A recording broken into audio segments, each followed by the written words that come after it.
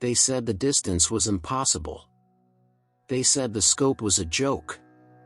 They said no man could see clearly that far through mud, smoke, and shattered earth. Then one shot cracked across no man's land and proved them wrong. And in that instant, the rules of war quietly changed. October 1916. Western Front, France. The trenches were drowning in mud, swallowing boots, rifles, and sometimes men. Rain clung to everything, turning the earth into a sucking grave that smelled of rusted metal, rot, and old gunpowder. Between the opposing trench lines stretched no man's land, a shattered wasteland of shell craters, broken wire, and half-buried bodies.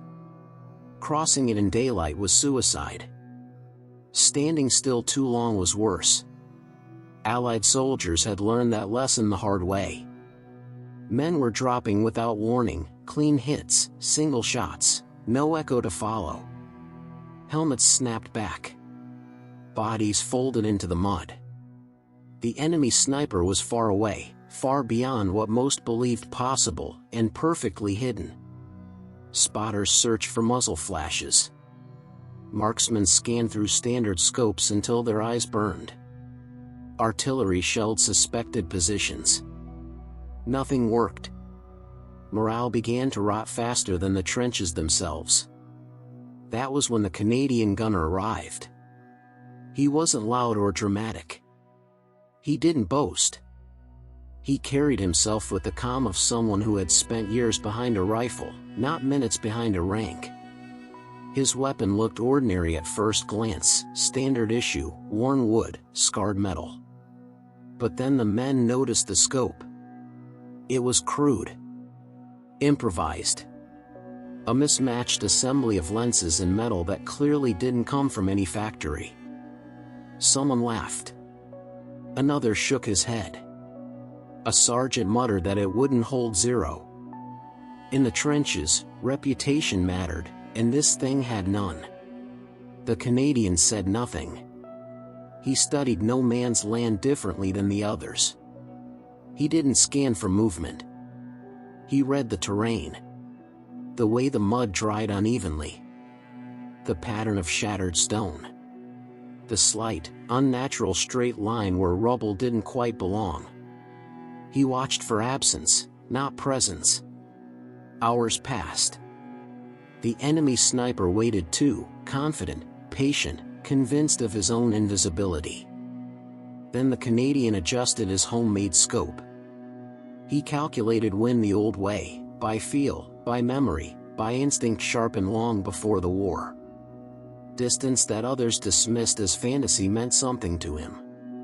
He settled the rifle into the trench wall, slowed his breathing, and waited for a moment no one else could see.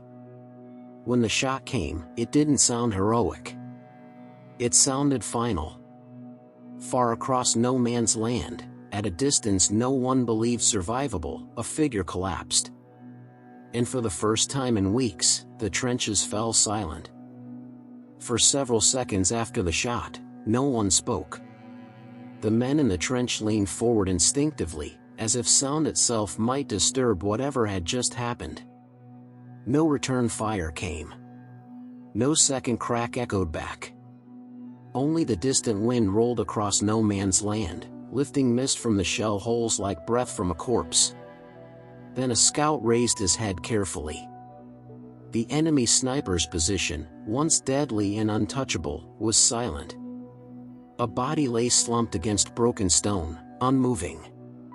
Even at that distance, even through smoke and rain, the truth was impossible to ignore. The Canadian had done it. Whispers spread fast. How far was it? Someone guessed 800 yards. Another said 1,000. The range officer paced it out later, step by step, using maps and broken landmarks. When the number was finally spoken aloud, 1,200 yards, no one laughed this time. They stared at the rifle instead. The scope looked even stranger up close. It was a patchwork of scavenged lenses, carefully aligned by hand. Parts came from civilian optics, damaged instruments, anything the Canadian could find and adapt. It lacked polish, lacked markings, lacked approval from any armory. But it was precise. Painfully precise. The officers questioned him quietly. Where had he learned this? How had he tested it?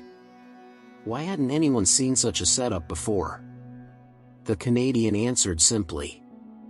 He had practiced before the war. He had learned patience when ammunition was scarce and mistakes were expensive. He trusted his own hands more than issued doctrine. Word moved along the line. Men who had been afraid to lift their heads now watched the horizon with renewed confidence.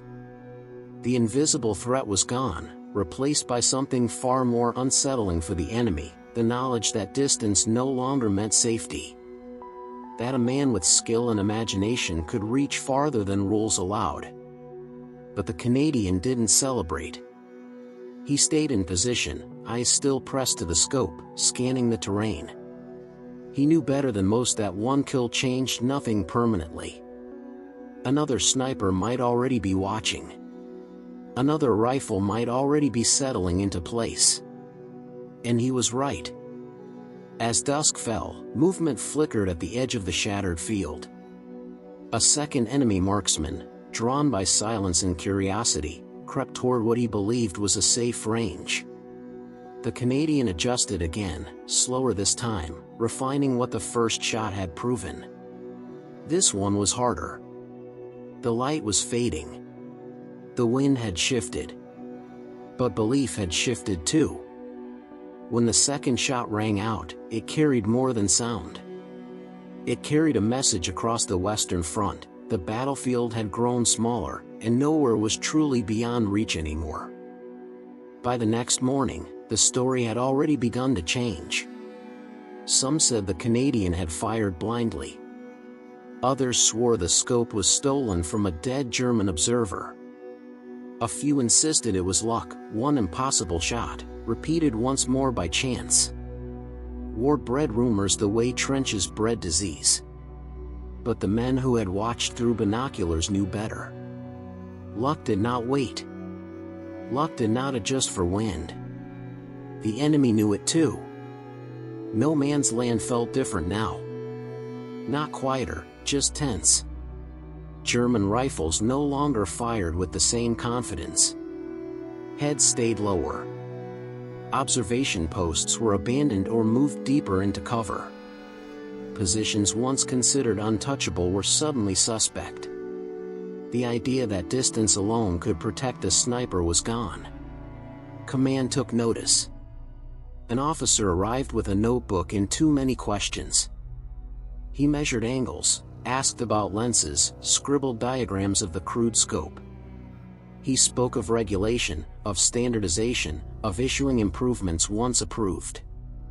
The Canadian listened politely, then returned to his rifle. He had no interest in credit.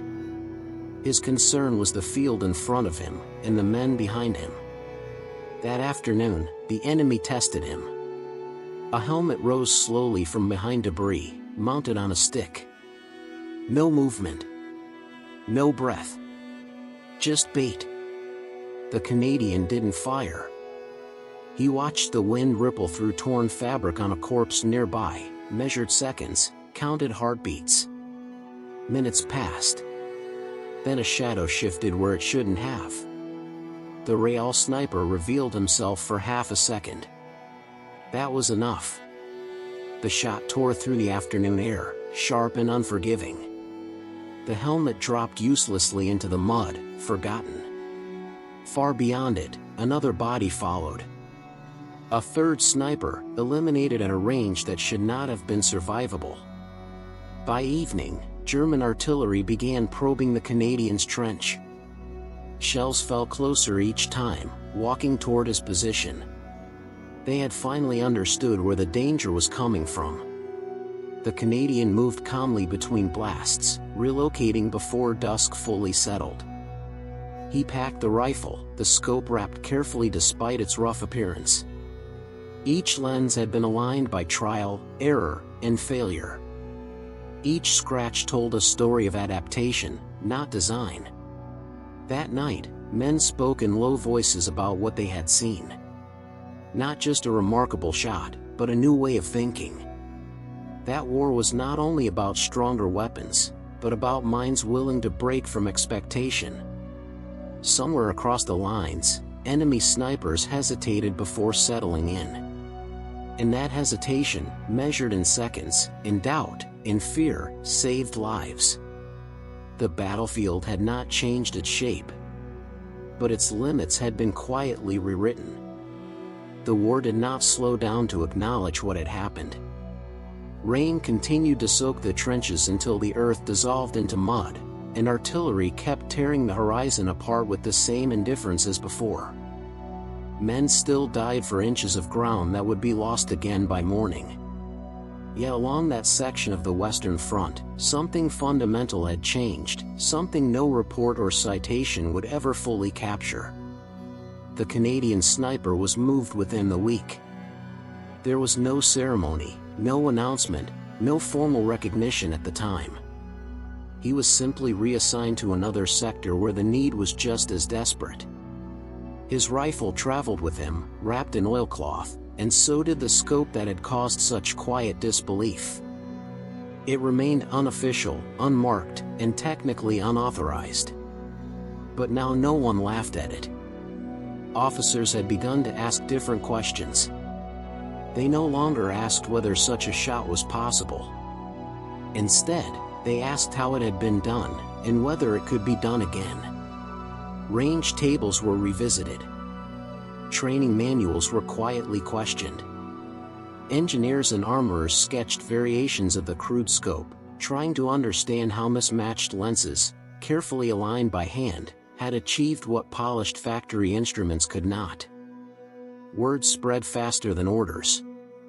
Reports emerged of German observation posts being abandoned earlier than usual, of snipers relocating after a single shot, of men refusing to linger where they once felt secure. Distance, which had long been treated as armor, no longer offered certainty. The battlefield felt smaller, tighter, more unforgiving. Every rise of ground now carried suspicion. Those who had been there remembered the moment clearly. They remembered the laughter when the Canadian first climbed into position. The way some men turned away, expecting nothing. They remembered the pause after the shot, the unnatural silence, and the realization that followed. Respect did not arrive with cheers. It arrived with stillness. The Canadian never claimed credit. To him, the shot was not legend, it was the result of discipline. He had learned long before the war that precision came from restraint, that patience could outweigh equipment, and that observation mattered more than aggression. He trusted his hands, his eye, and his understanding of terrain more than doctrine written far from mud and blood.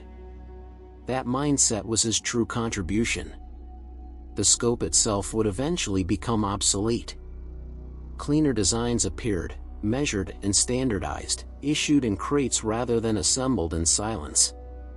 Militaries would invest heavily in long-range optics, ballistic calculation, and sniper doctrine.